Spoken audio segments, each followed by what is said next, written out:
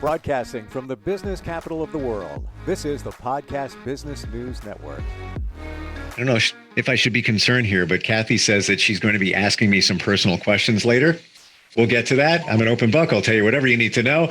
We're talking with Kathy Slagter, who is somebody that helps people with addiction and recovery and has been doing it for many years. And as she told us a while back that she went through many, many, many years of addiction and things cleaned up. And now she's on the path to helping people. And part of that is through one Neigh at a time.com. When I say Neigh, I'm spelling that, and I have to look down because I want to make sure I get it right. Neigh, as in a horse neighing. And you use horses to heal as part of your therapy. It's one of the things that you do, and it makes you very unique. I got to find out, and we do have an instant feedback question we're going to get to in 1 second. I got to find out when you wanted to help people in recovery, which came first? Was it that, then the horse component, or the horse, you were connected to horses and realized, wow, how therapeutic they can be, and that led to the other? It was totally not the horses first. No, I loved the feeling of not having to need alcohol. And I was starting to learn what it felt like to be present in my own body, which, as I said, for someone like you that maybe hasn't struggled with that, you don't quite understand what that means. But I had, and I said this before, but I'll say it again, I had to have alcohol in order to live. My body was totally out of control. I was literally shaking, bringing a, if this was something to drink, I was bringing it up to my mouth just to have a drink of water, or for me, it had to be vodka, because the vodka would then settle the shivers away. And then I could, go on with my life. So when I started to be able to not have all that going through my body, I was able to relax and notice little things like the change of the seasons. Maybe that seems, again, maybe a little odd to some people, but I could absorb it. I could absorb what it felt like to breathe in, maybe the smell of leaves or the smell of new grass. I would breathe it before, but I wouldn't be able to be in the moment. And, that's the big thing. And horses live in that moment. And, I had a horse before, and he started bucking me off when I was going to say hi to him and not really wanting to be around me. And, now I know, of course, that horse knew that I was drunk. So, at the time, I just thought she was just being an idiot. So I got mad at her, and, inside I was probably even a little grateful, because I didn't really want to ride her drunk, but I knew that I had to ride her because that's why I bought her, one of those things that you do, but I didn't know the power of a horse until later, until I started really being with them and noticing what happens to me and other people when they're around them. And that's how it, then it was like, I want other people to see this. So I really wanted people to understand what addiction does to yourself and your body and what it looks like on the other side. Even though I was still very fresh and new at it, I looked at life in a different perspective. And then you add the horses to it, and it changed, just so much about me. So, yeah. Based on what you just said, we have instant feedback. This is from Vicky in Chicago. And Hi, Vicky. I read it off my phone here. She says that I've dealt with different types of addiction in the past. I still find myself drinking 2 times a week, mostly to deal with stress. I don't know where to go from here. What can you suggest to her?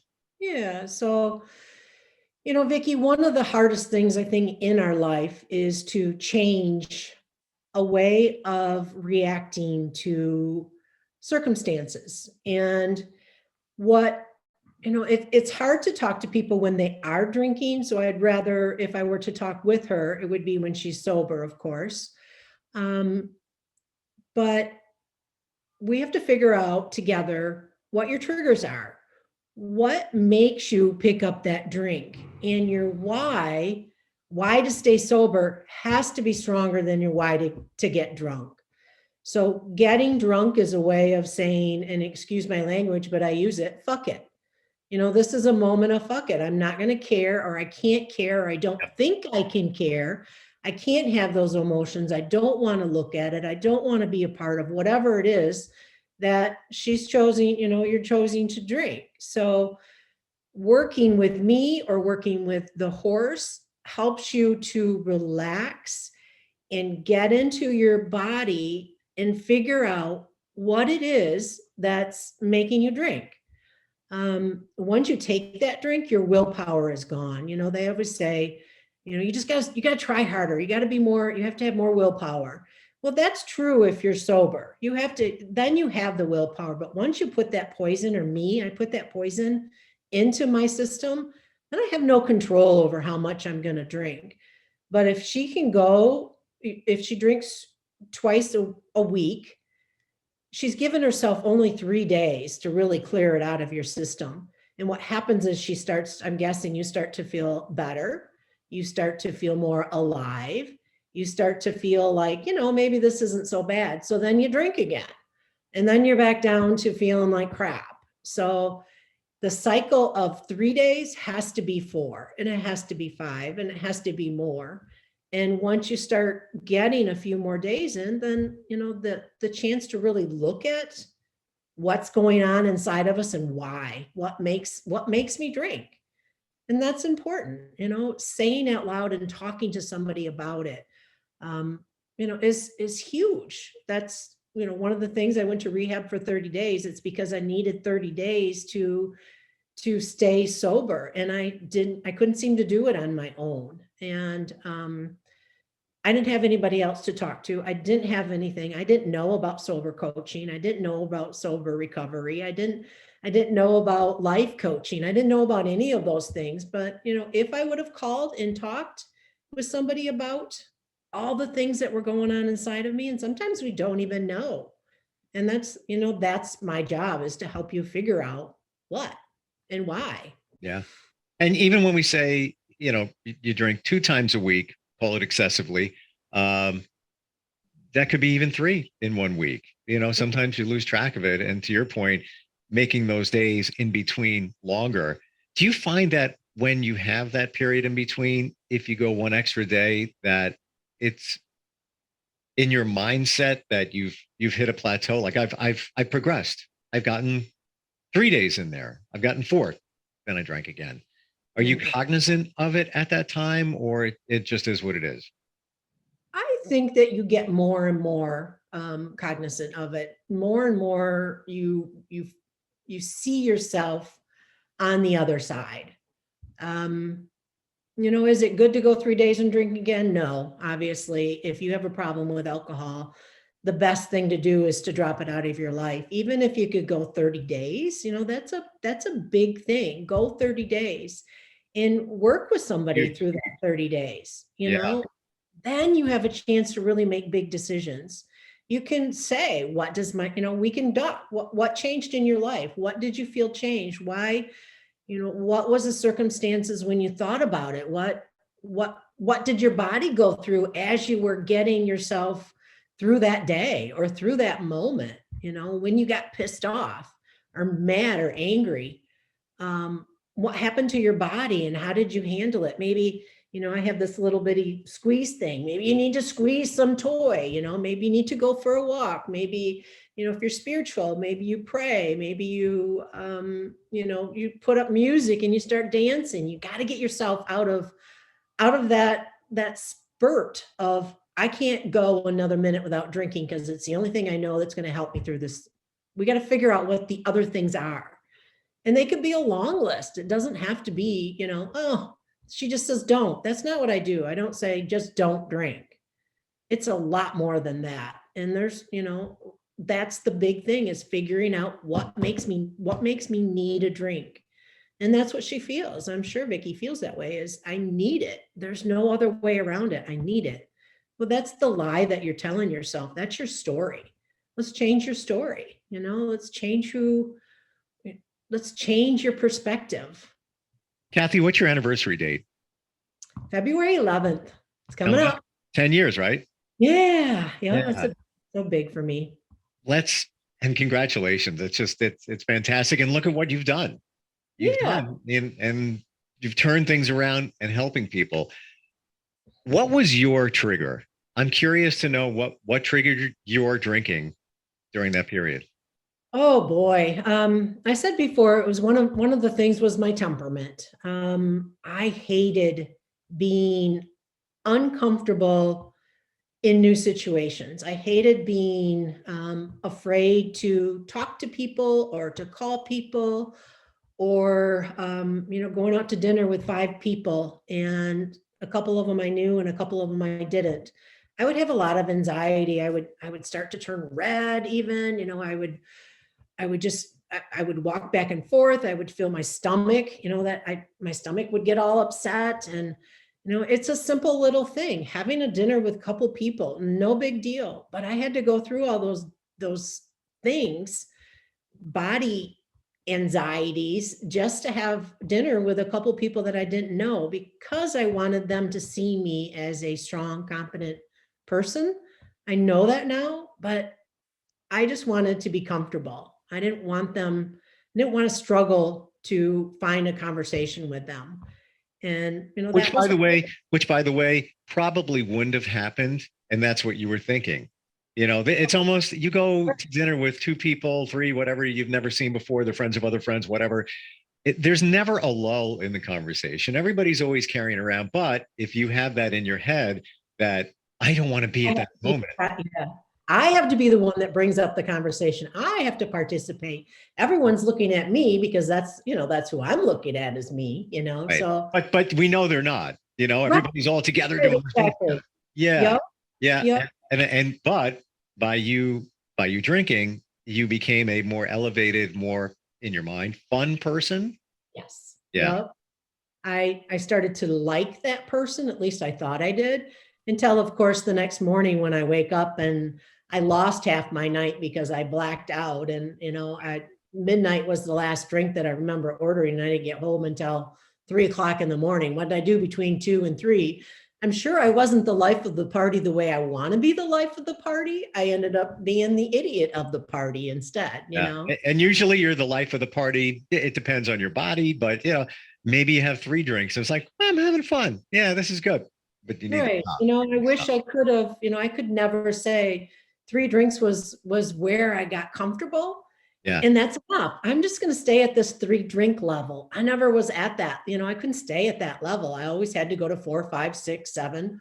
God, for me, it was 10 or 20 sometimes. It's quite expensive to spend a night at the bar when you're somebody like me that has to have, if this is my drink, I'm worried about the next one coming. And it's not even close to being gone, so I had to make sure that I always had a drink in front of me, and that's expensive, so Seriously. Somebody like me, a sober coach, might be expensive too, but look what you get. You don't get a hangover, you get healing. You get your life back. Yeah. That was one thing, but the other thing was the emotional part of it.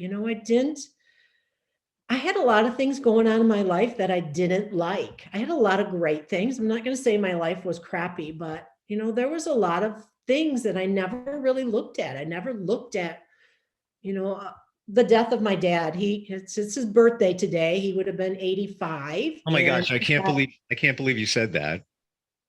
Because today's the anniversary of my mom's passing 3 years ago. Oh, wow. How interesting. So you know what it feels like to lose somebody you love. Yeah. And your dad's birthday. Wow. Yeah. Things happen for a reason. 26 years now. So Oh. it's been a lot, but I still had a very emotional day this morning. Sure. I did some crying. I did some thinking about the loss and everything that he's lost. And, Yeah. I'm trying to figure out, but how we deal with big circumstances in our life. And like I said, a lot of people have some really, really, really big things that went on in their life, and they've been taught, whether it's from somebody else or for themselves, to let it go. I'll use that word, let it go, stop letting that part of your life run the rest of your life. And that's kind of what I was doing, is I didn't want to face a lot of the circumstances in my life, because if I faced them, then I got scared. And what happens when you get scared and worried and fearful? Yep. You want to numb. You wanted to drink it away. And then, sometimes even when I drink, I could tell people how I really felt. And if I'm sober, I think more about how I might hurt them. When I'm drunk, I didn't care, Right. I'll tell you you're an idiot if I think you are, but if I'm sober, I'll let it go by. So, drunk helped me express myself sometimes where, I didn't feel like I could. Sober, I express myself in a different way. I respond to things. Do I sometimes react? Yes, of course I do. I'm not perfect by any means. I have emotional reactions to a lot of things, but Yeah. it changed who I was. Yeah. We're going to take a short break. We're going to come back. You had said that you're going to ask me some questions. Is that still on? Sure. Okay. All right. We're talking to Kathy Slagter, one Neigh at a time, helping people with addiction and recovery. And we will be right back. Have you ever wondered how a horse could help you in your recovery? Well, my name is Kathy Slagter, and I'm an equine master gestaltist. And what I do is help you find your passion and purpose in your recovery. My website is www.oneneigh@a-time.com. And you may also contact me through email at Kathy with a K, ATHY @oneneigh@a-time.com.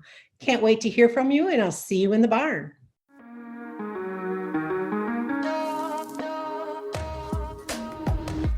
Broadcasting from the business capital of the world, this is the Podcast Business News Network.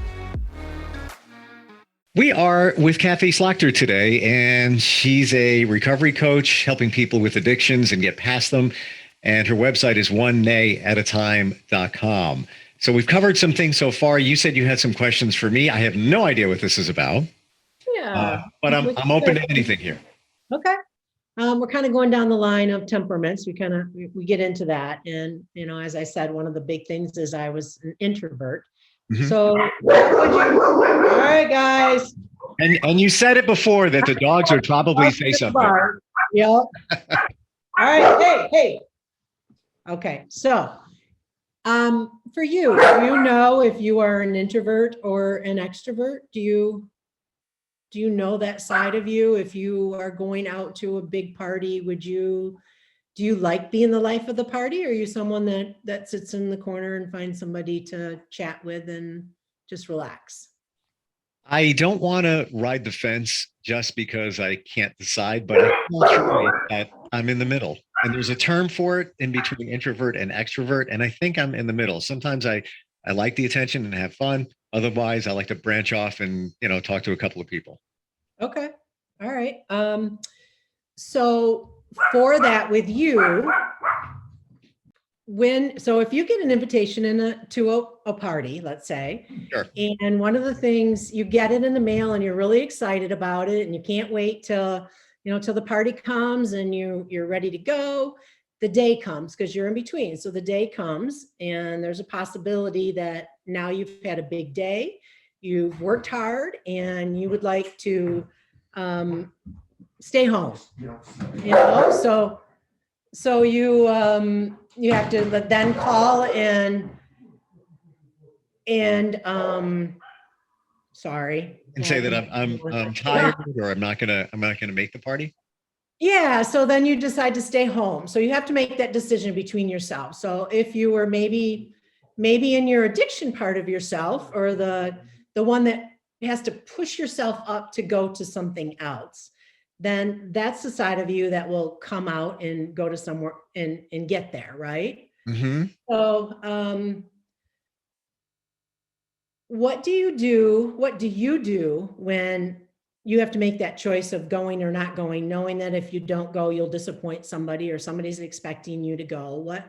What do you do to get yourself to go, or do you choose to stay home? I'm on a different life journey. So in the past, I would probably stay home. now I would probably go. However, I don't know if I'm getting ahead of myself here, but I would Right. probably, no matter what the circumstance, probably want to go with somebody. So I check, hey man, are you free? Can you go? Do you want to come with me to a party? I probably ask somebody to come with me. Okay. Yeah. Okay. So when you are making a choice about something, okay, do you feel with your heart or do you think with your head? Do you like to make choices that feels good to you, or do you like to make choices that you have to go through a process of thinking about making the choice? Good question. And I would say previously, because I'm changing myself as I go along life here. Okay. Previously, I would overthink it and think about it. And now I would go with my heart more Right. times than not. Yeah. Okay. It would be more centered here than centered up here. Right. Okay. All right. So let's say that you were going to take a flight somewhere. Okay. And the flight is 2 hours away. You want to be there 2 hours before the flight takes off. At the airport, right? Yep. Yeah. Do you get there 2 hours before, or are you like barely there at an hour because you forgot to get some cash and you forgot to get this and you need to do one more thing and pack one more thing and all that? Or I'll try and get there about 2 hours before. It might be 1:45, something like that, but I'll try and get as close to the two. Just because that's what they say, and I don't want to stand on line security and then run into a potential issue. Or if there is an issue, there's time to resolve it before the plane takes off. That's my brain going again. Now I'm overthinking it, but that's what I would do. Okay. All right. And if you're buying a vehicle, a car, would you look it up and know exactly what kind of car you want? And then you would go to the car place and buy it, or would you just show up on a whim and say, gosh, I really like this vehicle. It drives nice. It looks nice. I like that color. And that's the one I'm going to drive off the parking lot with. Tough question to answer because I've had the same type of car for the last 3 cars. There you go. So Okay. easy choice, but it's hard to buy cars now because of the chip situation around the country. So I don't know, that might change, the next car, which, due soon, but, Right. but I will research it and think about it. Yeah. I wouldn't just show up and say, hey, I'll take that one. I'll take that one. Okay. All right. So what kind of a job do you have? How do those personalities work with your job? Do you know? Do you get exhausted and tired when you leave your work? Do you get anxious and sometimes, does your body, maybe you get ornery or something like that when you have to step out and go home and be around more people? I'm usually okay. I don't feel anything like that. It's, I'm happy with my day, looking forward to the next one. Right. Right. Because I love what I do. Right. Well, that's important. That's really important.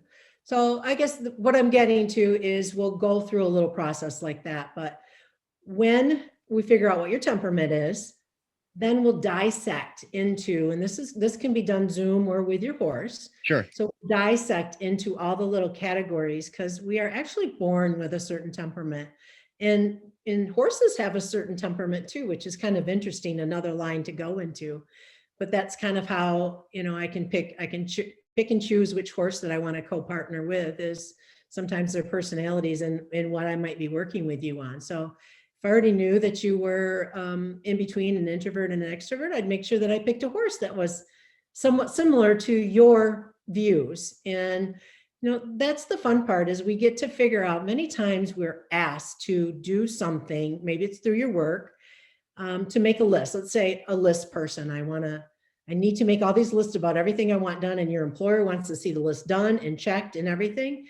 And for me, I'm not a list person. I don't go through, that's not how I get my enjoyment. I actually go, ew, I can't believe I'm going to have to make this list. I'd rather do it off the top of my head.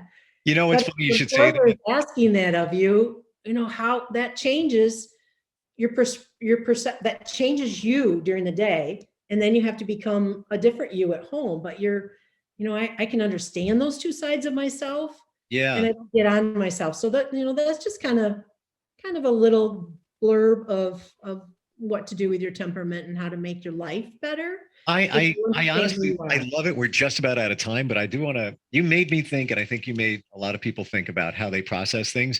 And to your point, excuse me, about the list, on my phone last night, I have an app for lists, and I added Right. a couple of things in there. It's, into the afternoon now. Haven't even looked yet because Everything. I like doing what you just said. I'm just going to go with it. I'm going to, I got a pretty good memory. It'll come back to me.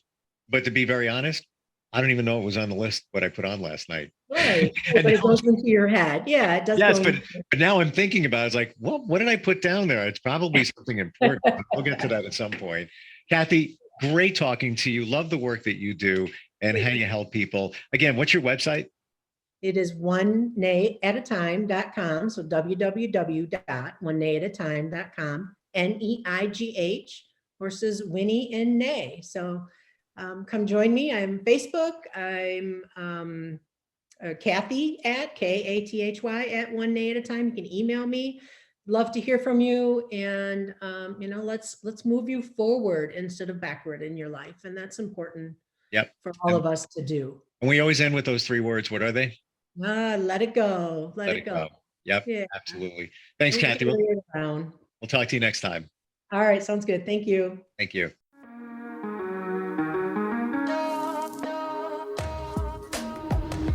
Broadcasting from the business capital of the world, this is the Podcast Business News Network. For nearly 2,000 severely injured veterans, everyday life has become filled with barriers. Day-to-day simple tasks can become pretty daunting. I have to carry my chair up 2 flights of steps or have somebody do it for me. What scares me the most is just the falling. When I'm struggling with my house, I think, to have that one great barrier just knocked down, it's crucial. Home for Our Troops is a wonderful nonprofit that builds a Mortgage-free, fully adaptive, handicap-accessible house. And there's no catch. It'll be our very first home that we've ever owned. This is a game changer. This is where your life begins again. We need you to join us in completing this important mission. Please visit hfotusa.org and help build homes and rebuild lives. Because of you, everything's going to be okay.